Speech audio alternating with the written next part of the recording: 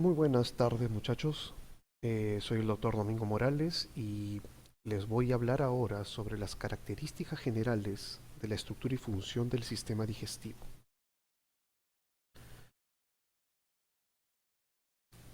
Primero tenemos que recordar cuál es la función del sistema digestivo. Este sistema se encarga de todo el proceso de digestión, ¿no? Valga la redundancia. La digestión es el proceso en el cual podemos transformar los alimentos que ingerimos en sustancias muy pequeñas. Y estas sustancias pequeñas pueden ser absorbidas a nivel del tubo intestinal para ser posteriormente utilizadas por todo el organismo. Entonces, es un proceso sumamente importante.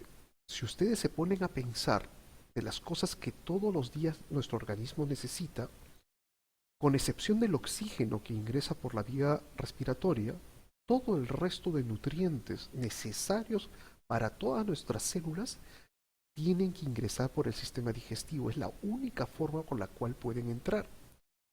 Se imaginarán también que si el sistema digestivo falla, estos nutrientes no pueden ingresar al sistema circulatorio y no pueden ser utilizados por las células y vamos a tener un grupo de enfermedades relacionadas con ello.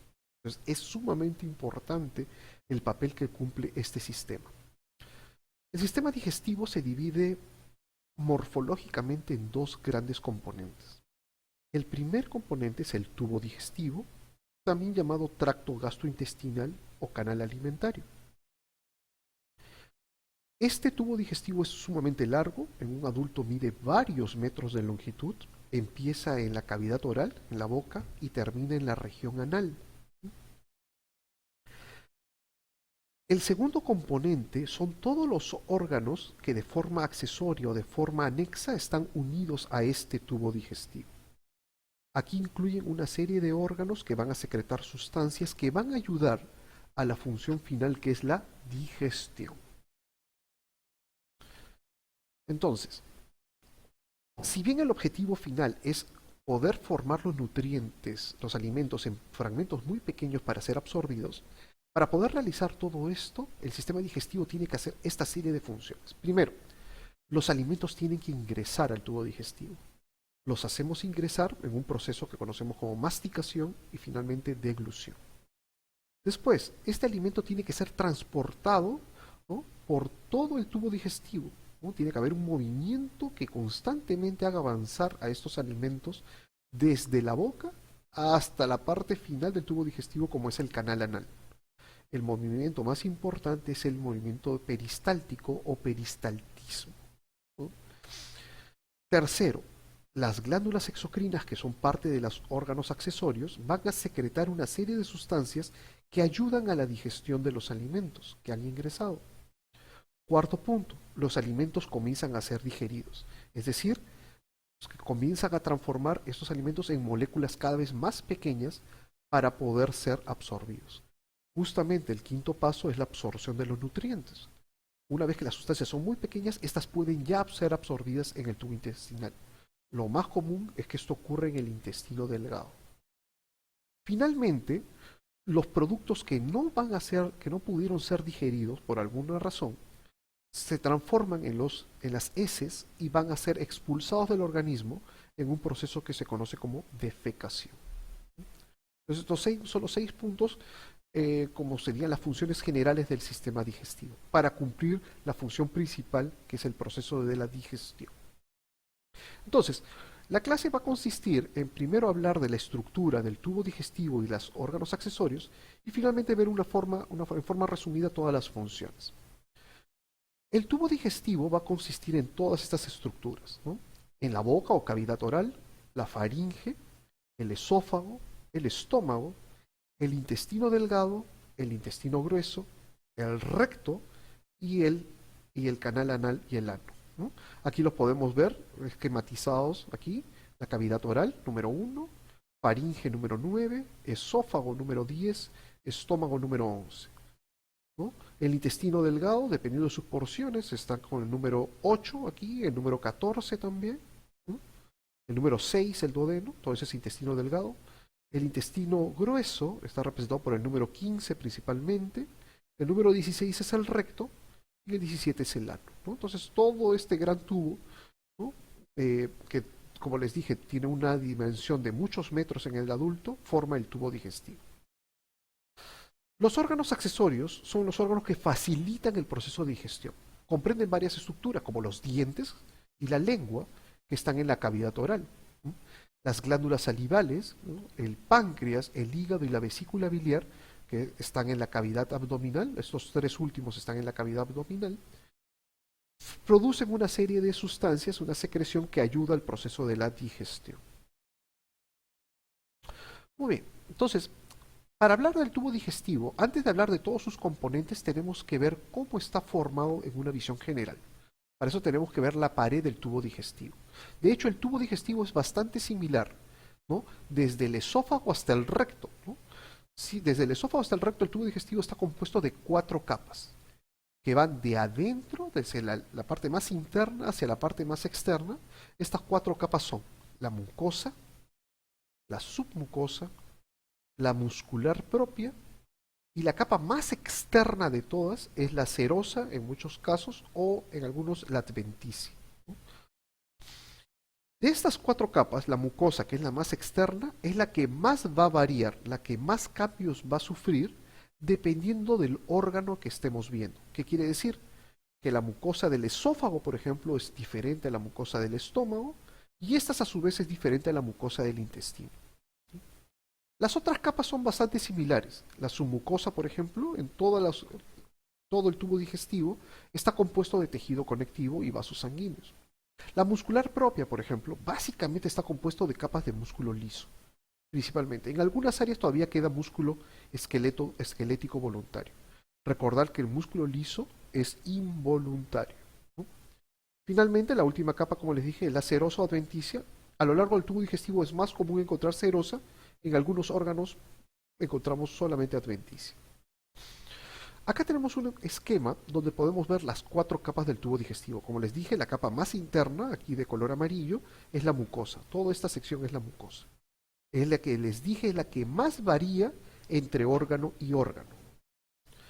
La segunda capa es la submucosa, que está aquí de color gris. ¿De acuerdo? Les dije, está compuesta de tejido conectivo y vasos sanguíneos.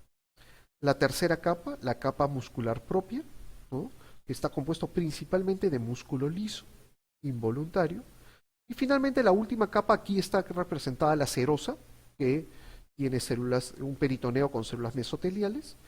En el caso que no existiera células mesoteliales, esto se transforma en una adventicia. ¿De acuerdo? Entonces no se olviden de estas 4 capas. Son muy similares a lo largo de todo el tubo digestivo. Vamos a ir en detalle estudiando cada una de estas 4 capas. La mucosa, como les dije, es muy distinta entre cada órgano que forma parte del tubo digestivo. ¿Por qué? Porque cada porción del tubo digestivo tiene una función distinta. Y al tener una función distinta, la mucosa que posee tiene que ser distinta para poder hacer la respectiva función. Cada mucosa a su vez está compuesta de 3 capas, digamos, o 3 estructuras. Esto es sumamente importante que lo recuerden. Toda mucosa está compuesta primero por un epitelio. Estas células del epitelio todas asientan o están ubicadas sobre una membrana basal. Ustedes al inicio de su curso tuvieron una clase sobre los epitelios y estudiaron distintos tipos de epitelios, ¿no? Vamos a ver que en la mucosa del tubo digestivo vamos a ver varios tipos de epitelios. Por debajo del epitelio, por debajo de la membrana basal, vamos a encontrar una lámina propia, que está compuesta de tejido conectivo. La última capa de la mucosa, la capa más interna, es la muscular de la mucosa. Es una capa delgada de músculo liso involuntario que separa la mucosa de la capa que viene por debajo, que sería la submucosa.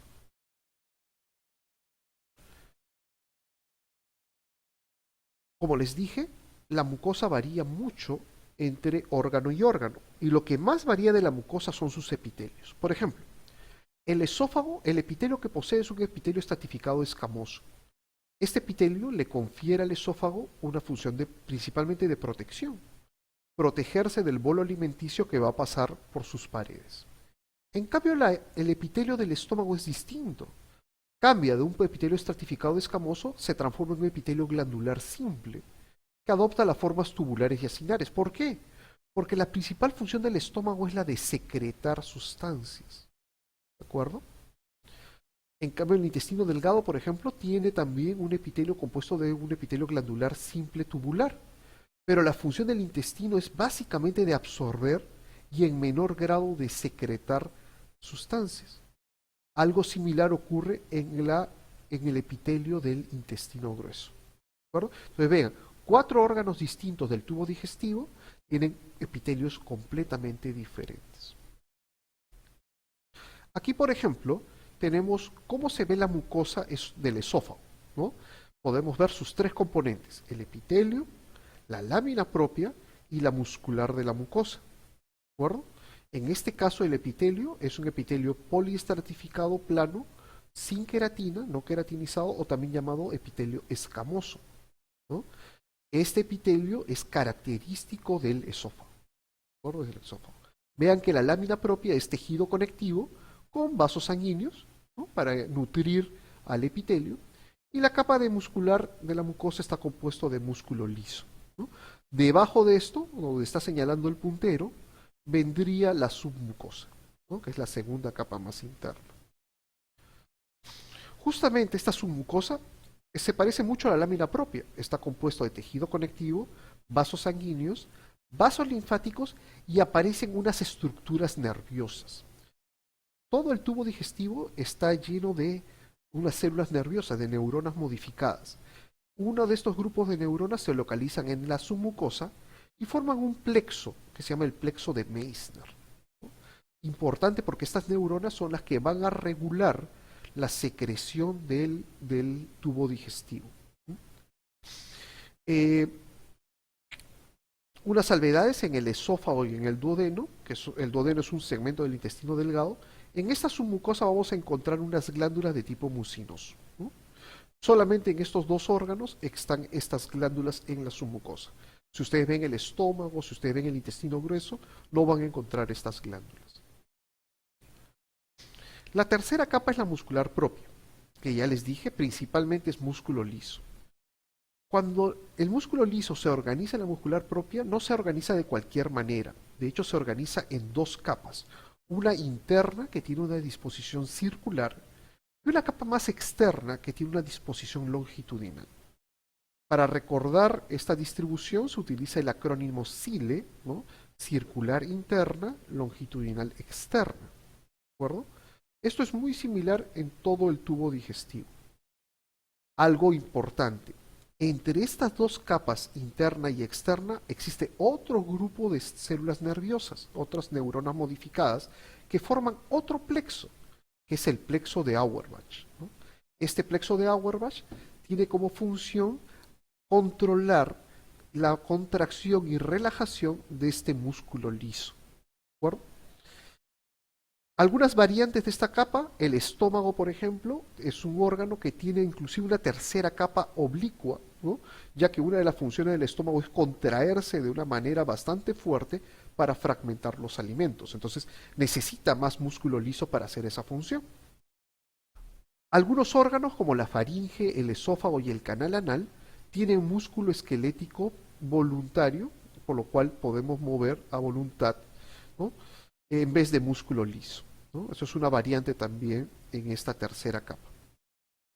Aquí tenemos una fotografía donde tenemos un área de la capa muscular propia. Arriba tendríamos la circular interna, abajo la longitudinal externa, y entre las dos aparecen estas células redondas muy grandes, que son las neuronas modificadas, formando un grupo y constituyen el plexo de Auerbach, ¿no? Plexo de Auerbach. Finalmente, la capa más externa, habíamos dicho que la mayoría del tubo digestivo es la serosa, ¿no? La serosa está formada por peritoneo visceral de la cavidad abdominal, por lo tanto tiene células mesoteliales. Entonces, ¿cómo reconocemos que una parte del tubo digestivo tiene serosa? Porque encontramos en su última capa células mesoteliales, que forman el peritoneo visceral. Algunos órganos, como el esófago, ¿no? Como el duodeno, por ejemplo, no tienen serosa, ¿no? y en su lugar, en vez de serosa, tienen adventicia, que está hecho de tejido conectivo. Es obvio que en estos órganos no vamos a encontrar células mesoteliales en su última capa. Para sintetizar todo lo que hemos dicho de las 4 capas de la pared del tubo digestivo, les estoy mostrando una fotografía muy panorámica de un corte transversal del esófago. Entonces aquí vemos el corte transversal del esófago. Todo lo que es blanco sería la luz del esófago, es decir, el alimento tiene que pasar por esta luz en su camino hacia el estómago, ¿no? Y aquí podemos ver la mucosa, ¿no? Acá está señalada la mucosa, ven ustedes, ¿no? Ya sabemos que la mucosa, el epitelio de esta mucosa es un epitelio estratificado, plano, sin queratina. Por debajo de la mucosa tenemos la submucosa, compuesto de tejido conectivo, vasos sanguíneos y un plexo, ¿no? El plexo de Meissner, ¿no? Como ese esófago tiene unas glándulas submucosas acá, ¿de acuerdo? La tercera capa es la capa muscular externa o muscular propia, ¿no? Vean cómo está organizado en 2 capas, ¿no? Una capa más interna y una capa más externa. Si es interna, será circular interna; si es externa, longitudinal externa. El cile famoso. La última capa, ¿no? Como es esófago, el esófago no tiene serosa, en vez de eso tiene adventicia, compuesto de tejido conectivo. Entonces, esto es una visión muy general de las 4 capas de la pared del tubo digestivo, representadas aquí en el esófago. Vamos a ver que esto es muy similar conforme vayamos viendo los distintos órganos del tubo digestivo. Entonces, lo que vamos a hacer es hablar someramente de las diversas regiones del tubo digestivo, ¿no? Empezamos por la boca y la faringe. Recordad que la boca o la cavidad oral se localiza en la región de la cabeza y se encarga de la ingestión de los alimentos y la formación del bolo alimenticio. Esto lo hace gracias a la masticación y a la salivación, ¿no? Una vez que el bolo alimenticio ya se ha formado, va a tener que pasar a la faringe. La faringe está en la parte más posterior del cuello, muy pegado a la columna vertebral, y permite el paso del bolo alimenticio de la boca hacia el esófago en un proceso que se llama deglución, ¿no? Deglución. Aquí tenemos un esquema en un corte sagital de la cabeza. Podemos darnos cuenta dónde está la cavidad oral, ¿no? Acá está la cavidad oral, ¿de acuerdo? Esta estructura es la lengua, ¿no? Vean que la lengua ocupa gran parte de la cavidad oral, ¿de acuerdo? Hacia adelante están los dientes y más adelante están los labios. Vean que por arriba, ¿no? La cavidad oral está separada de las fosas nasales por esta estructura que conocemos como paladar, ¿no? El paladar es lo que separa la cavidad oral de las fosas nasales. Y hacia la parte posterior, ¿no? Ya bien pegada a la columna vertebral que vemos aquí, está la faringe, ¿no? Y aquí vamos a ver que la faringe tiene 3 regiones, ¿no? La región de la faringe que está en contacto con las fosas nasales se llama nasofaringe, la que está en contacto con la cavidad oral es la orofaringe, y la que está en contacto con la laringe es la laringofaringe, ¿no? Entonces, las 3 estructuras con 3 colores distintos forman la faringe. La que nos interesa ahora es la orofaringe, ¿no? Porque por ahí va a pasar el bolo alimenticio de la cavidad oral, va a pasar a la orofaringe, posteriormente pasará a la laringofaringe, finalmente seguirá su camino hacia el esófago, ¿no? Para llegar finalmente al estómago. El esófago, ¿no? Es un órgano, es un tubo bastante largo. En el adulto llega a medir unos 25 centímetros. Está en la parte más posterior del tórax, en un espacio que ustedes ya conocen como mediastino, específicamente el mediastino posterior, ¿no? La función del esófago es bastante sencilla, es transportar el bolo alimenticio desde la faringe al estómago, ¿no? Es la parte final de la deglución. Sabemos que el esófago tiene un epitelio escamoso sin queratina y que sirve para proteger a este esófago del paso del bolo alimenticio para evitar que la fricción del bolo produzca daños, ¿no? En este órgano. Aquí tenemos un esquema, un diagrama donde podemos ver el esófago, que está aquí, ¿no? Se dan cuenta, bien pegado a la columna vertebral, bien posterior, y en relacionado con otras estructuras importantes, ¿no? Vemos por delante a la tráquea de los bronquios, ¿no? Y hacia un costado a la aorta, ¿no? El callado aórtico y la aorta torácica, ¿no? Entonces, ese esófago está muy relacionado con múltiples órganos de la cavidad torácica, ¿no? Aquí lo podemos ver mejor, podemos ver la faringe acá arriba, cómo se continúa con el esófago, que pasa por detrás de la tráquea, pasa por el costado de la aorta, ¿no? Y en un momento va a atravesar este gran músculo que separa el tórax del abdomen, que es el diafragma, para terminar uniéndose al estómago, ¿no? Acá está el estómago. ¿De acuerdo? Esta fotografía ya la hemos visto para poder ver la mucosa esofágica. Vean ustedes cómo está, posee un epitelio escamoso, poliestratificado plano, sin formación de queratina. Pasamos al estómago. El estómago es un órgano que está localizado en la cavidad abdominal, principalmente en la región del epigastrio. Es una gran bolsa, ¿no? O una gran capa muscular, como lo mencioné anteriormente. ¿Por qué? ¿Cuál es la función del estómago? La función del estómago es fragmentar el bolo alimenticio en fragmentos cada vez más pequeños. ¿De acuerdo? Generalmente, si uno le da tiempo a los alimentos estando en el estómago, estos fragmentos alcanzan un tamaño de 1 milímetro cúbico. Son fragmentos bien pequeños. Y este tamaño es ideal para pasar al intestino. El estómago no solamente se encarga de producir o fragmentar los alimentos a tamaños muy pequeños. En el estómago también se empieza el proceso de la digestión de proteínas. ¿Por qué? Porque el estómago se encarga de producir ácido clorhídrico y pepsina, que son dos elementos necesarios para la digestión de las proteínas, ¿no? Sabemos por histología que el estómago posee glándulas, ¿no? Y estas glándulas tienen varios tipos de células, ¿no? Por ejemplo, una de las células más abundantes son las células que están en la superficie de la glándula. Estas células producen moco y protegen a la mucosa gástrica justamente de la acción del ácido clorhídrico y de la pepsina, ¿no? En algunas regiones del estómago, como en el fondo y en el cuerpo, vamos a encontrar dos células importantes, las células parietales, que son las que producen el ácido clorhídrico, y una proteína que es el factor intrínseco, indispensable para la absorción de la vitamina B12. Y la otra célula son las células principales, que son las que producen pepsinógeno, que después se va a transformar en pepsina, que es una enzima necesaria para la digestión de las proteínas. Aquí tenemos un esquema del estómago para poder ver sus partes, ¿no? Aquí podemos ver cómo el esófago termina, ¿de acuerdo? Y la primera región del estómago que está en contacto con el esófago se llama el cardias, ¿de acuerdo? Esta es la región del cardias. Si trazamos una línea horizontal, todo lo que queda por encima de la línea horizontal es el fondo, ¿no? Es el fondo gástrico o fundus gástrico. Toda esta región bastante amplia es el cuerpo gástrico, ¿no? Y finalmente, desde esta línea hasta el final, tenemos el antro pilórico, ¿no? El canal pilórico es esta región de acá, y finalmente el esfínter pilórico.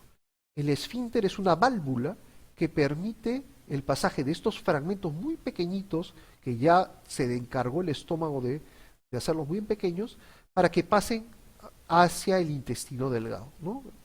Entonces, el esfínter es esa válvula que va regulando el pasaje de los alimentos del estómago al intestino delgado. Aquí tenemos otro esquema del estómago. Vean la forma tan característica del estómago, como lo describen como una letra J, ¿de acuerdo? Y en colores podemos ver las 5 regiones del estómago, ¿no? Aquí en un color medio rojo está el cardias, en color morado está el fondo, en color celeste el cuerpo, en amarillo el antro, y el color verde es la región del píloro con su esfínter. Todo lo que estoy señalando con el puntero viene a ser el duodeno, que es la primera parte del intestino delgado. Esta es la histología en un corte del estómago. Si ustedes recuerdan las 4 capas del tubo digestivo, podrán deducir que esta primera capa sería la mucosa. Después, esta segunda capa que vemos aquí con la flecha sería la submucosa. Esta gran capa de aquí, la tercera, ¿no? Vean, la flecha va desde aquí arriba hasta bien abajo, es la muscular propia, ¿no? Una capa muscular propia muy grande tiene el estómago. Y finalmente la última capa señalada con las flechas viene a ser la serosa. ¿De acuerdo? Las 4 capas del tubo digestivo representadas aquí en el estómago, ¿no? Ahora estamos haciéndole una vista mayor aumento de la mucosa gástrica. Y podemos darnos cuenta que la mucosa gástrica está compuesta de glándulas simples tubulares, ¿de acuerdo? Vean la diferencia que hay con el epitelio del esófago. El esófago era un epitelio escamoso, muy diferente a lo que estamos viendo ahora. De hecho, aquí podemos ver justamente la región de transición. Aquí podemos ver a la derecha el esófago con su epitelio escamoso y cómo bruscamente se transforma en glándulas, ¿no? Esta región del estómago que está en contacto con el esófago se llama el cardias. Esto es el cardias. Y las flechas señalan la zona de transición de epitelio escamoso a un epitelio glandular.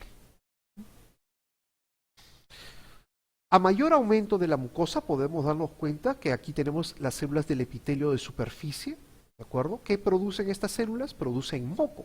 Todo ese material que estoy mostrando con el puntero de color medio lila es el moco y sirve para proteger a la mucosa, ¿no? Sí, pero si ustedes se ponen a ver en la parte más profunda de la glándula, las células son distintas, ¿no? Vamos a tener otro tipo de células muy diferentes a las que vemos acá arriba. Si ponemos mayor aumento a esta zona de aquí, lo que vamos a encontrar son estas células, ¿no? Se dan cuenta que hay dos tipos de células, unas redondas de color rojo, bastante grandes, estas son las células parietales, y otras células de un color más lila, más basófilo, que son las células principales. Las dos células están entremezcladas y cada célula tiene funciones muy bien definidas, ¿de acuerdo? Las células parietales producen ácido clorhídrico y factor intrínseco, mientras que las células principales producen el pepsinógeno, que se va a transformar después en pepsina y que es indispensable o muy necesario para la digestión de las proteínas. A mayor aumento, vean ustedes, esta es una célula parietal, redonda, de color citoplasma rojo, eosinofílico, ¿de acuerdo? Acá hay otra célula parietal, acá hay otra célula parietal y otra más. Y las otras, que son un color lila, un tono basófilo, ¿no? Son las células principales.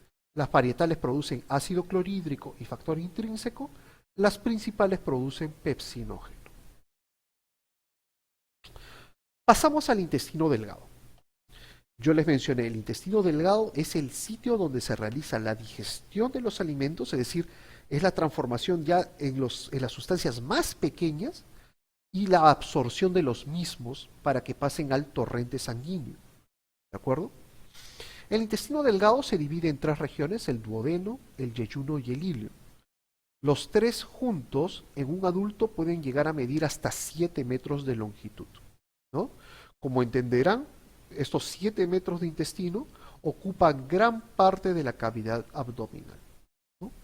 Cuando lo vemos a la histología, el intestino delgado está compuesto de pliegues, de vellosidades y unas estructuras llamadas criptas intestinales. Al igual que el estómago, estas criptas o glándulas tienen también numerosas células, siendo dos las más importantes y las más numerosas: los enterocitos, cuya función principal es la digestión y sobre todo la absorción de los nutrientes, y las células caliciformes, que son las que se encargan de secretar moco. Aquí tenemos un esquema de la cavidad abdominal, donde podemos ver en color rosado todas las asas del intestino delgado, ¿no? Vean que las asas sufren una serie de dobleces sobre sí mismas y ocupan gran parte de la cavidad abdominal, ¿no? Aproximadamente el 60-70% de la cavidad abdominal debe estar ocupada por esta gran víscera, ¿no? Cuando uno lo ve al microscopio, el intestino delgado está formado de pliegues. Aquí tenemos 4 pliegues bien marcados, ¿de acuerdo? Y cada pliegue tiene una serie de prolongaciones a manera de dedos, ¿no? Que salen del pliegue, que se llaman las vellosidades, ¿no? Con la B chica están representadas las vellosidades, con la letra PC están representados los pliegues. Y vean ustedes qué bien se ven las 4 capas, ¿no? La M es la mucosa, ¿no? La SM es la submucosa. Acá tenemos la muscular propia con sus 2 capas, circular interna, longitudinal externa. Y finalmente la última capa, la SR, es la capa serosa. Vean cómo las 4 capas se siguen repitiendo a lo largo del tubo digestivo. Aquí tenemos una fotografía donde solamente se ve un pliegue intestinal, ¿no? Si se ponen a ver, un pliegue intestinal está compuesto de mucosa y de submucosa, ¿no? Aquí tenemos ya la muscular propia, que no forma parte del pliegue. Pero más importante que eso es que cada pliegue tiene una serie de prolongaciones a manera de dedos que salen de ella, que vienen a ser las vellosidades intestinales. Y cuando nosotros podemos ver una vellosidad intestinal, podemos reconocer dos tipos de células fácilmente. Hay unas que se caracterizan porque tienen una vacuola bien grande, ¿no?, que se ve de color blanca. Estas son las famosas células caliciformes.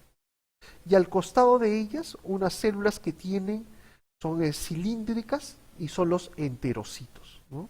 Esos enterocitos se encargan del proceso de absorción. En una coloración con paz, vemos como las células caliciformes se tiñen de color violeta, ¿no?, la vacuola sobre todo, porque esta vacuola está llena de moco que capta mucho esa tinción del paz, ¿no? Y al costado de ellas están los enterocitos.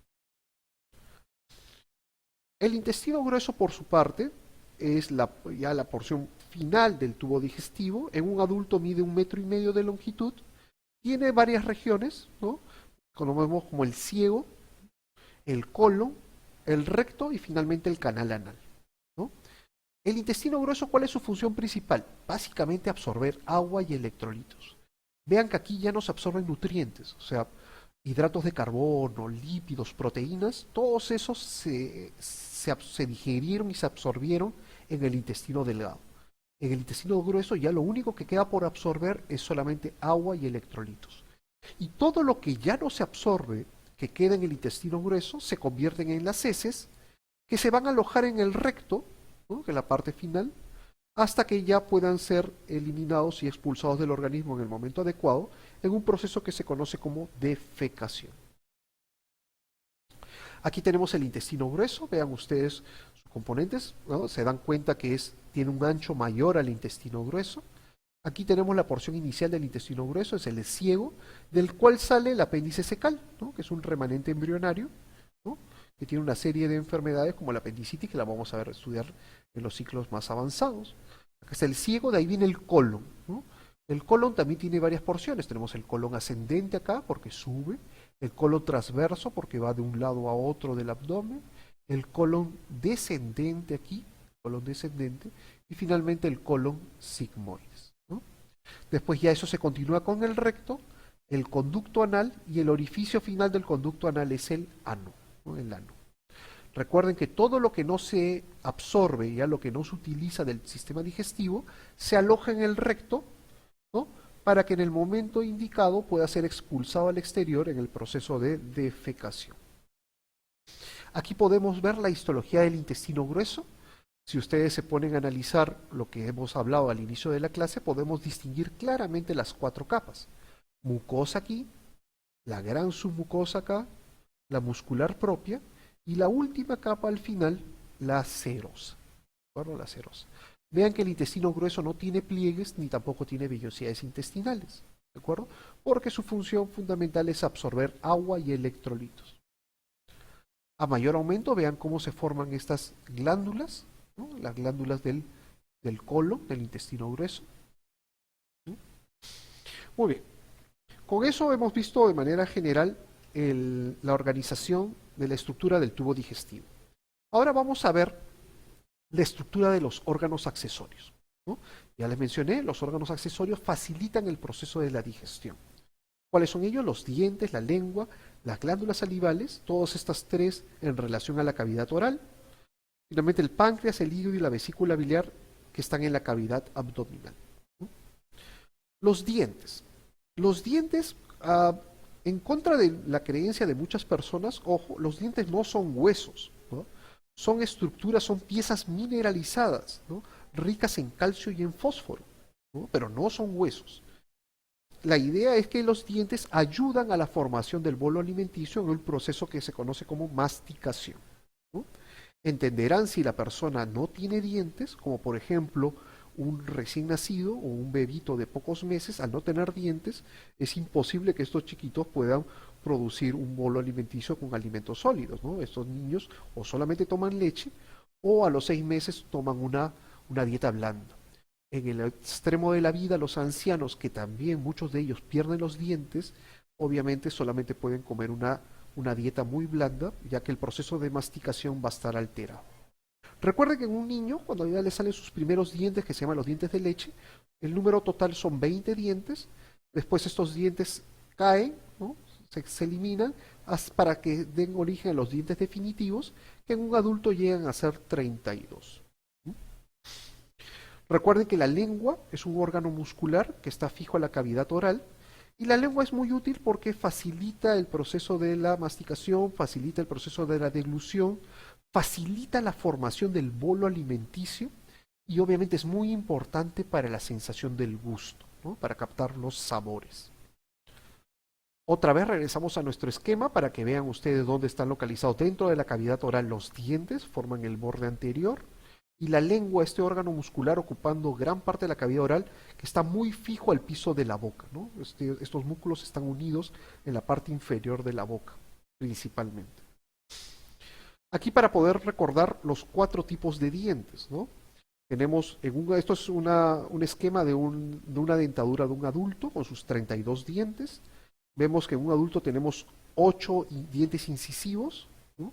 Tenemos 4 dientes caninos, tenemos 8 dientes premolares y finalmente 12 dientes molares, siendo los últimos, los más posteriores, la famosa muela de juicio, que en algunas personas demora en salir, en algunas se quedan impactadas y no salen y pueden traer una serie de problemas. En este esquema de la lengua, ¿no? Recordar, la lengua es un órgano muscular que tiene básicamente 3 funciones. Ayudan a la producción del bolo alimenticio y la deglución.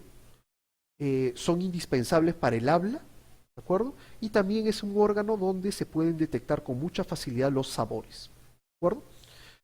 Para poder cumplir esta función, la lengua tiene una mucosa que está cubierta de papilas, ¿no? Son las papilas linguales, donde hay una serie de receptores que son capaces de detectar sabores. En el espesor de esta lengua están los distintos músculos que le permiten la gran variedad de movimientos que tiene este órgano. Las glándulas salivales son unas glándulas exocrinas que, como su nombre lo dice, su función es producir la saliva. Las glándulas salivales las podemos dividir en 2 grandes categorías, las mayores, ¿no? Y las menores. La diferencia es que las menores son muy pequeñas y se ven solamente al microscopio, mientras que las mayores se ven a simple vista, y las mayores son 3 pares, ¿no? Las parótidas, las glándulas submaxilares y las glándulas sublinguales. Independiente del tipo de glándula, todas las glándulas salivales están compuestas de acinos y de conductos. Los acinos es la porción de la glándula que se encarga de la producción de la saliva. En cambio, los conductos es las estructuras que van a transportar esta saliva desde los acinos hasta la cavidad oral para que haga su acción, ¿no? La saliva siempre debe ser secretada a la cavidad oral. Vean que el transporte de la saliva a través de los conductos, existen diversos tipos de conductos. El más pequeño es el intercalar, después viene el conducto estriado y finalmente el más grande es el conducto excretor, ¿no? Ya sabemos que la saliva es necesaria para la deglución porque hace posible humedecer el bolo alimenticio, ¿no? No hay nada más difícil que tener un bolo alimenticio seco, sin humedad, porque es muy difícil pasarlo. El mejor ejemplo es cuando ustedes tienen que tomar algún medicamento, una pastilla o una cápsula, ¿no? Es imposible pasarla sin agua, ¿no? Porque al no estar húmedo es muy difícil el proceso de deglución. La otra función de la saliva es que ayuda o inicia la digestión de carbohidratos. ¿Por qué? Porque dentro de la saliva existe una enzima que se llama la amilasa salival que empieza a fragmentar los hidratos de carbono en moléculas más pequeñas, ¿no?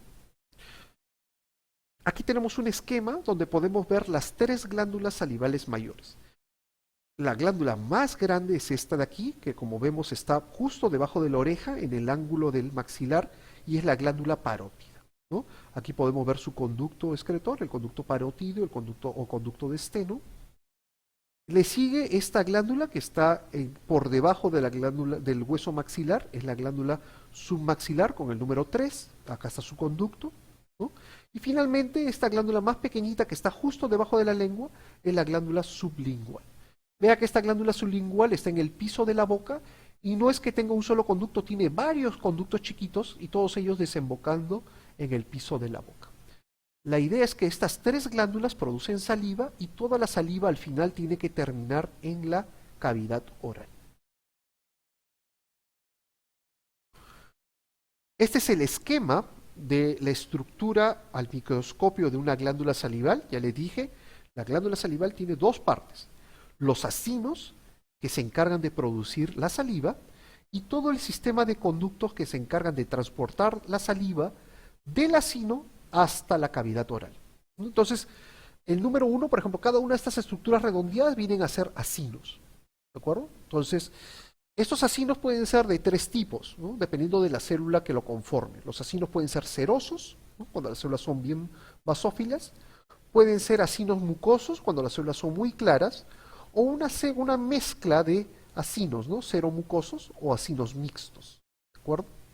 No importa el tipo de acino, todo acino produce saliva.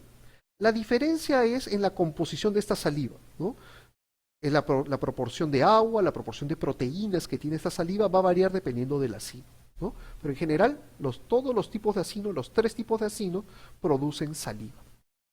De ahí empezamos con el sistema de conductos, ¿no? El número 5 es el primer conducto, el más chiquito es el conducto intercalar. Después viene el conducto estriado, ¿no? Con estas células cúbicas. Y finalmente el conducto excretor, el más grande, que es el que termina desembocando en la cavidad oral. Aquí tenemos una fotografía de glándulas salivales al microscopio. Podemos ver dos tipos de acinos, ¿no? En el número 1 podemos ver estos acinos compuestos de estas células de color morado, ¿no? O sea, células basófilas. Esos son los acinos serosos. Por otro lado tenemos este otro acino. Vean que sus células son diferentes. Ya no son moradas como las que estamos viendo acá, son muy claras. ¿De acuerdo? Estos son los acinos mucosos. Ojo, ambos acinos producen saliva, la diferencia es en la composición de sus elementos. En número 3, esta estructura no es un acino, es parte del conducto que transporta la saliva a la cavidad oral. En este caso puntual, es un conducto estriado. ¿De acuerdo? Esta es otra fotografía. Si ustedes se dan cuenta, podemos tener en el número 1 un montón de acinos y todos los acinos son de tipo seroso. Las células son basófilas, ¿no? No se ven acinos mucosos. Y en número 2 tenemos varios conductos estriados. La glándula salival, que está compuesta casi exclusivamente de acinos serosos, es la glándula parótida. Entonces uno puede reconocer el tipo de glándula salival viendo qué tipo de acino tiene. La parótida solamente tiene acinos serosos, la glándula sublingual solo tiene acinos mucosos y la glándula submaxilar tiene una mezcla de acinos serosos y acinos mucosos, o también llamados acinos mixtos. Otra glándula exocrina, que es parte de los órganos accesorios, es el páncreas. Este páncreas es una glándula mixta. ¿Qué quiere decir? Es una glándula exocrina y es a su vez una glándula endocrina. Se localiza en la porción posterior del abdomen, muy atrás, pegado a la columna vertebral también, en un espacio que se conoce como retroperitoneo, ¿no? Nos interesa desde el punto de vista del sistema digestivo la porción exocrina, ¿no? Esta porción exocrina está compuesto de acinos pancreáticos y una serie de conductos que transportan el jugo pancreático producido por los acinos hasta el intestino delgado. Algo muy similar con lo que pasa con las glándulas salivales, ¿no? Esta porción exocrina se encarga de producir una serie de enzimas. Estas enzimas son indispensables, y repito la palabra, indispensables para la digestión de los tres grandes nutrientes que un humano ingiere: las grasas, las proteínas y los carbohidratos. Quiere decir que si por algún motivo el páncreas no produce estas enzimas, va a ser muy difícil, si es que no imposible, poder digerir estos tres grandes nutrientes.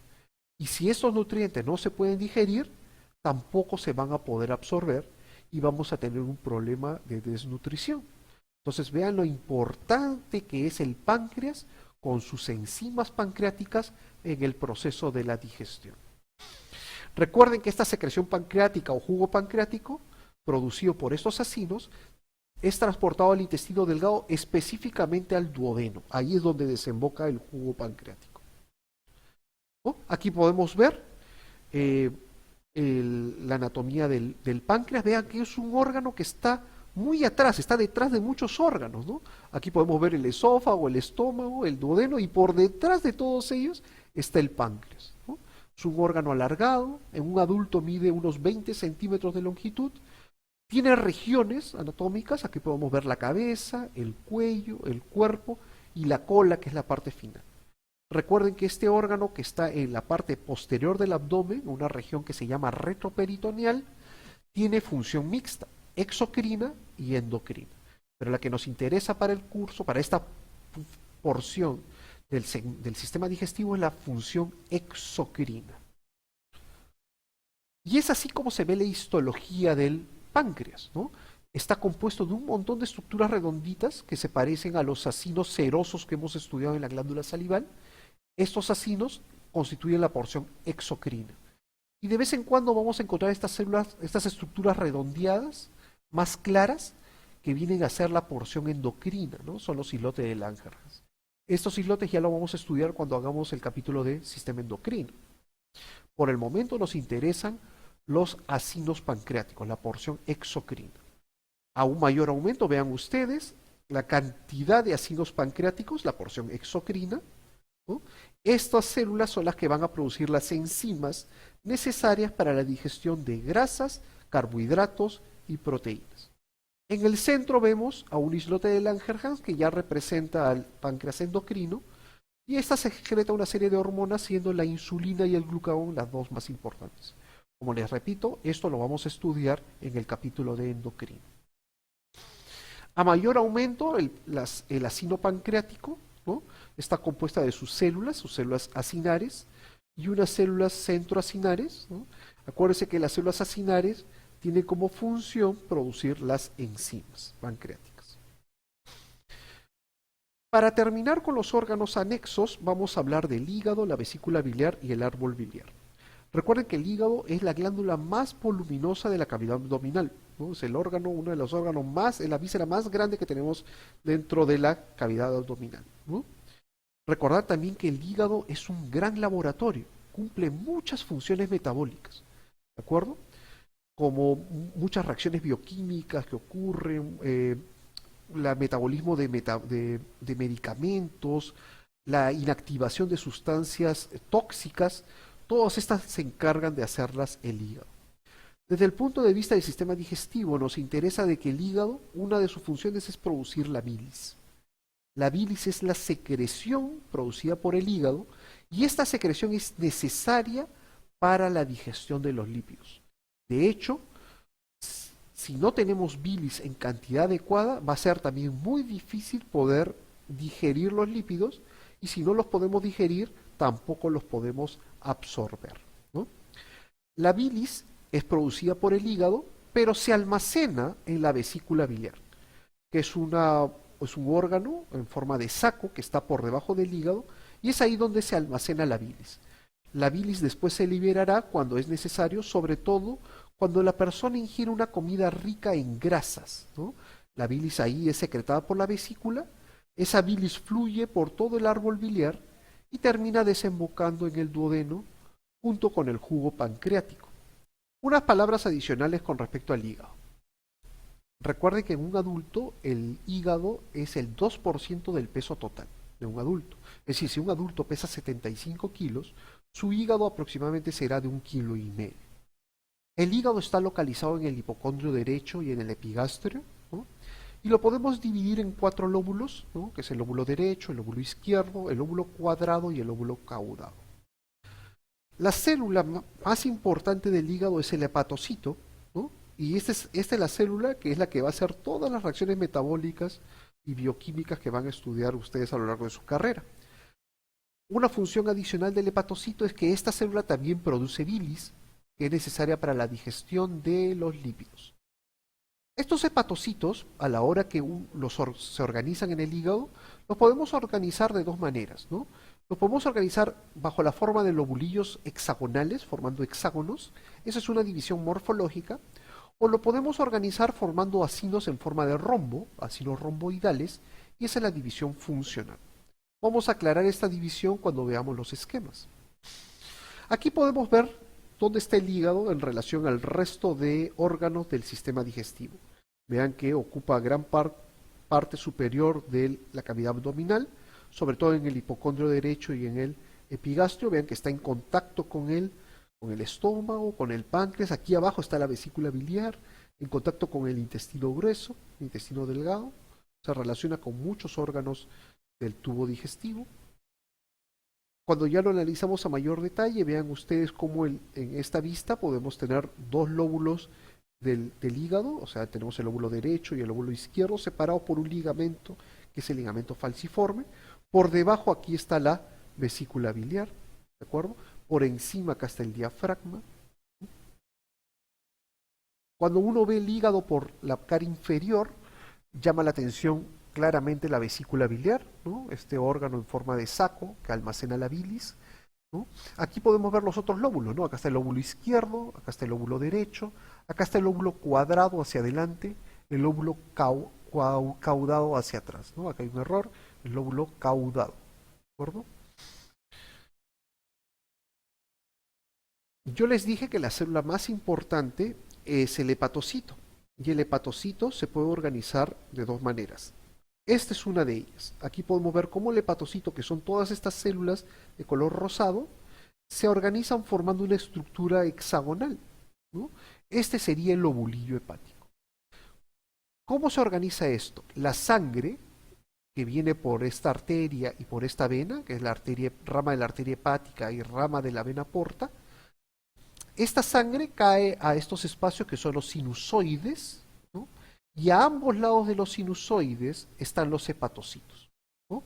Entonces la sangre va a pasar cercano a los hepatocitos, el hepatocito va a capturar de la sangre todo lo que necesite y todo lo que el hepatocito ya no necesite lo puede expulsar de regreso a la sangre, ¿no? Al final, este sinusoide se transforma en esta vena central, ¿no? Las cuales se van a ir juntando para formar las venas hepáticas, ¿no? Que abandonan el hígado. A mayor detalle, podemos ver aquí en amarillo los hepatocitos, ¿de acuerdo? En amarillo los hepatocitos. Aquí tenemos la rama de la vena porta, la rama de la arteria hepática. Vean cómo se junta la sangre de ambas para formar el sinusoide hepático. El hepatocito tiene contacto con este sinusoide, ¿no? Para aprovechar la sangre y todos los nutrientes que llegan por él. Y finalmente todo esto, la sangre termina en esta vena central. Vean que en verde tenemos el inicio del conducto biliar, porque una de las funciones del hepatocito también es producción de bilis.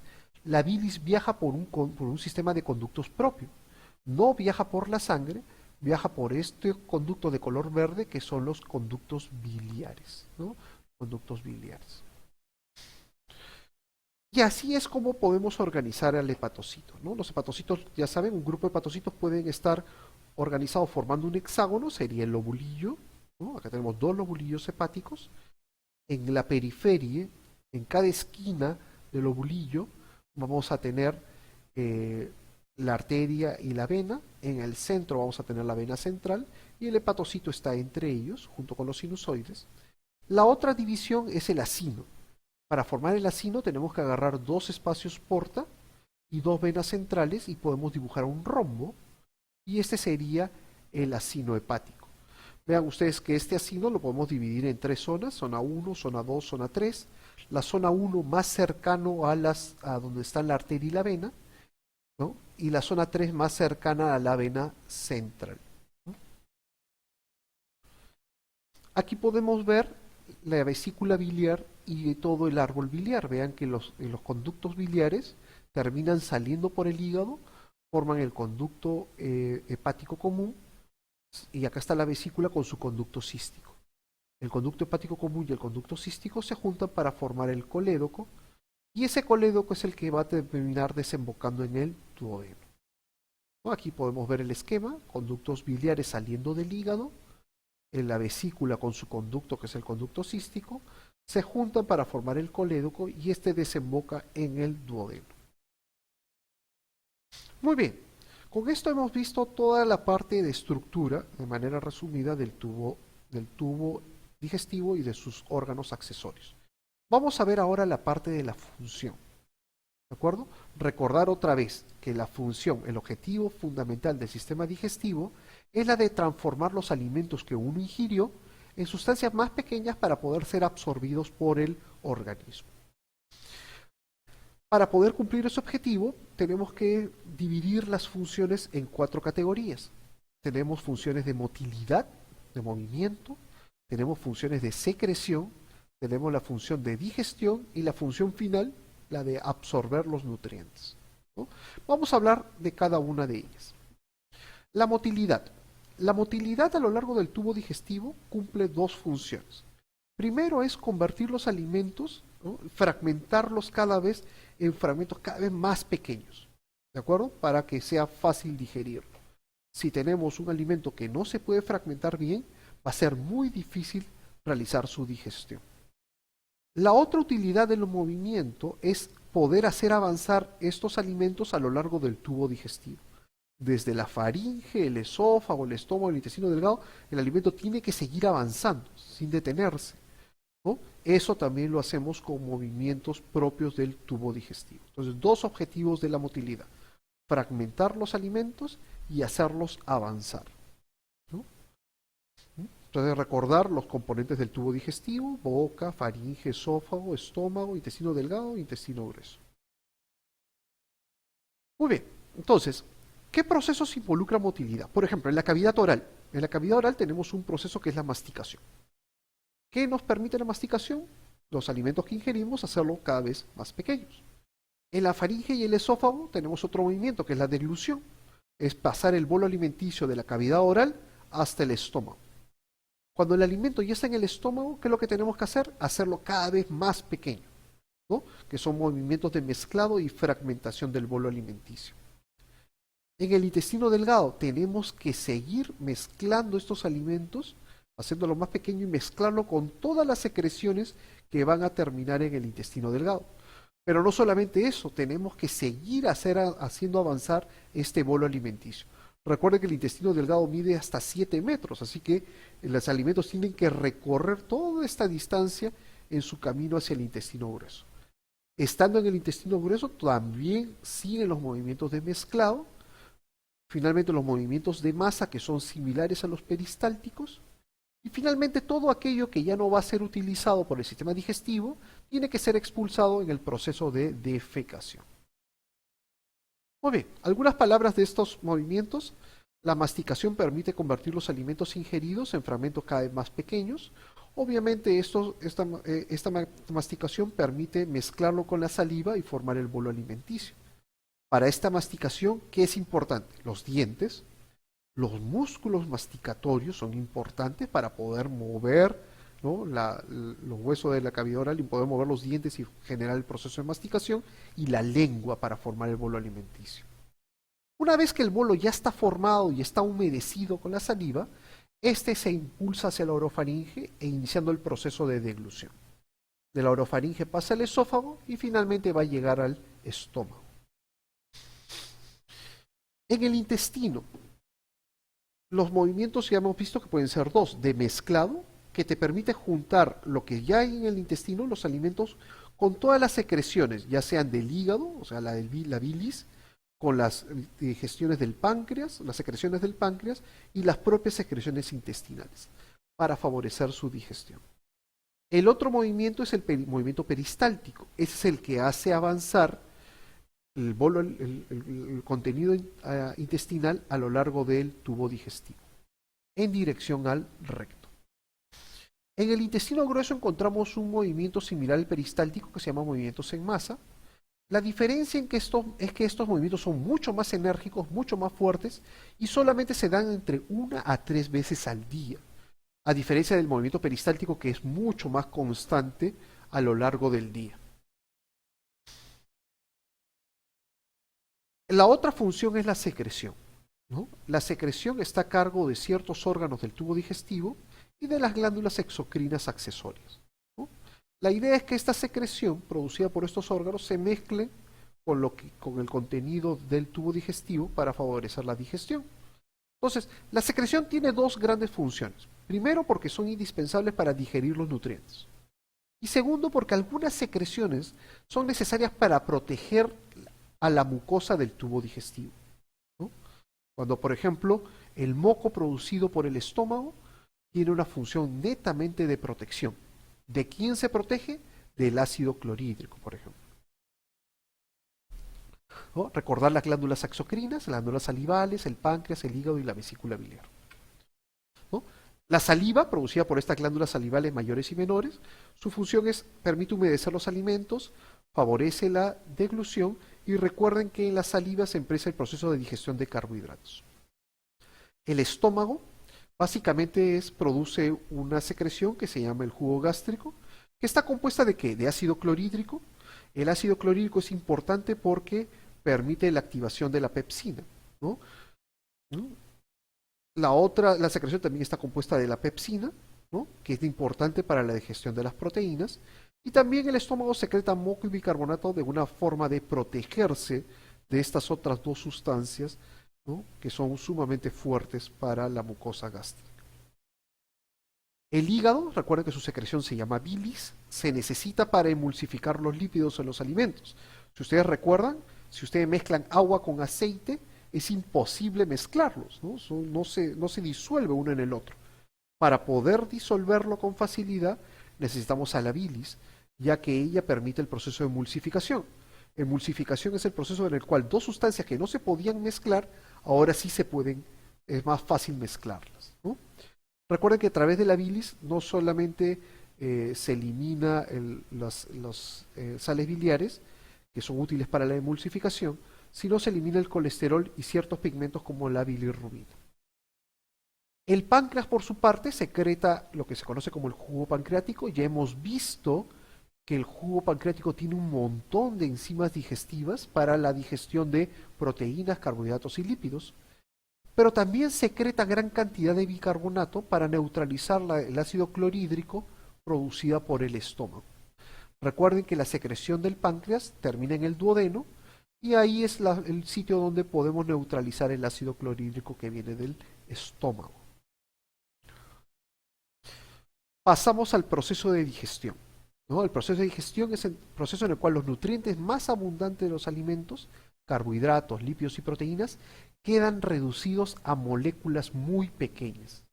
Y es bajo esta forma de moléculas pequeñas cómo se pueden absorber.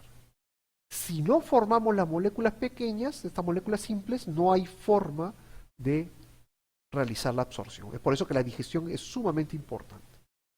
Algunos conceptos básicos de digestión de nutrientes. Los carbohidratos, recuerden que su digestión empieza en la cavidad oral con la amilasa salival y termina en el intestino delgado con la amilasa pancreática. Los lípidos, por su parte, solamente se pueden digerir en el intestino delgado bajo la acción de las enzimas pancreáticas y la bilis producida por el hígado. Las proteínas, por su parte, su digestión empieza en el estómago por la acción de la pepsina y del propio ácido clorhídrico y termina en el intestino delgado con la acción de las enzimas pancreáticas para digerir a las proteínas, ¿no? Aquí tenemos un esquema de la digestión de los tres principales nutrientes, ¿no? Recuerden que el almidón es la forma como se almacena la glucosa en los vegetales, ¿de acuerdo? Entonces, este almidón, bajo la acción de la amilasa, ya sea salival o pancreática, sobre todo la pancreática, comienza cada vez a ser descompuesta en nutrientes más pequeños hasta formar la glucosa, ¿no? La lactosa, por ejemplo, que es un disacárido presente en la leche, con acción de la lactasa, que es una enzima que está en el intestino delgado, se descomponen sus dos nutrientes, dos monosacáridos que son glucosa y galactosa. Y la sacarosa, que es un nutriente que está en las frutas, bajo la acción de la sacarasa, se descompone en glucosa y en fructosa. De hecho, las únicas formas como podemos nosotros absorber hidratos de carbono es bajo la forma de glucosa, de galactosa o de fructosa. No se puede absorber de ninguna otra manera. Es decir, no se puede absorber la lactosa, no se puede absorber la sacarosa, mucho menos el almidón se puede llegar a absorber. Las únicas formas como el organismo humano tiene para absorber hidratos de carbono es bajo la forma de glucosa, galactosa y fructosa. Son las tres únicas opciones. Pasamos a la digestión de las proteínas, ¿no? Habíamos dicho que en el estómago la pepsina inicia la digestión. La pepsina viene del pepsinógeno, que es producida por las células principales del estómago, que bajo la acción de un pH ácido, por la acción del ácido clorhídrico, se transforma en pepsina. Y la pepsina empieza a fragmentar las proteínas. Estas proteínas se terminan de fragmentar ya en el intestino delgado, donde una serie de proteínas, ¿no? Como la tripsina, ¿no? La quinotripsina, la elastasa, carbosa y peptidasa, que son enzimas pancreáticas, terminan de fragmentar las proteínas en aminoácidos, ¿no? Entonces, las formas como las proteínas se absorben en el tubo digestivo no son como grandes proteínas, sino son como aminoácidos, ¿no? Aminoácidos sueltos o dos aminoácidos unidos o hasta tres aminoácidos unidos. Más de eso no se puede absorber, ¿no? Y vean los lípidos, ¿no? Los lípidos en la dieta pueden estar bajo la forma de triglicéridos, de ésteres de colesterol o de fosfolípidos. Se requieren una serie de enzimas, como las lipasas gástricas, linguales y sobre todo la lipasa pancreática, o como las hidrolasas o como las fosfolipasas, para descomponer estos tres grandes componentes en formas más simples como monoglicéridos, ácidos grasos, colesterol o lisolecitina. Entonces los lípidos se absorben en el intestino bajo estas formas más pequeñas. No se absorben como fosfolípidos, ni mucho menos como triglicéridos, ni como ésteres de colesterol. Se requiere un proceso de digestión previa para formar moléculas más simples y así sí pueden ingresar al intestino y finalmente pasan a la circulación. Justamente el proceso final es el proceso de absorción, en el cual los nutrientes, las moléculas pequeñas, ingresan a las células del intestino delgado y de ahí pasan a la sangre o los lípidos, por ejemplo, pasan a la linfa para ser distribuidas en todo el organismo. Habíamos visto que los hidratos de carbono, la única forma como se absorben es bajo la forma de glucosa, fructosa o galactosa. Las proteínas, la única forma como se absorben son bajo la forma de aminoácidos simples o dipéptidos, es decir, dos aminoácidos unidos, o tripéptidos, tres aminoácidos unidos. No pueden haber más formas para absorción. Para los lípidos, las formas como se absorben son ácidos grasos, colesterol, lisolecitina y monoglicéridos. Y recordar que hay otros componentes que también se tienen que absorber, que son indispensables para las células, como es el agua y los electrolitos, como es el sodio, potasio, cloro. Obviamente estos elementos no requieren un proceso de digestión, ¿de acuerdo? Estos se absorben rápidamente en el intestino. Ciertos minerales como el hierro y el calcio, ¿no? Y las vitaminas, ¿no? Todas estas también se llegan a absorber en el tubo digestivo. Muy bien, muchachos. Con esto estamos concluyendo el resumen, la vista general de cómo se organiza el sistema digestivo en cuanto a su estructura y en cuanto a su función. Muchas gracias.